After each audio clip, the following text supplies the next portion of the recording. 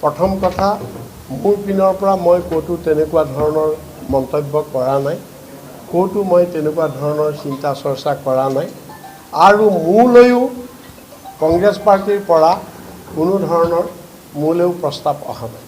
আজিৰ তাৰিখলৈকে মোকো কোনেও এতিয়া বতাহত ওলাইছে, কোনোবাইতো যোগাযোগ কৰিব লাগিব। কংগ্ৰেছ পাৰ্টিৰ পৰা মোক কোনেও যোগাযোগ কৰা নাই যে আপুনি আমাৰ পাৰ্টিলৈ আহক, আৰু মোৰ পিনৰ পৰাও মই তেওঁলোকৰ লগত কোনো যোগাযোগ কৰা নাই যে মই আপোনালোকৰ পাৰ্টিলৈ যাম।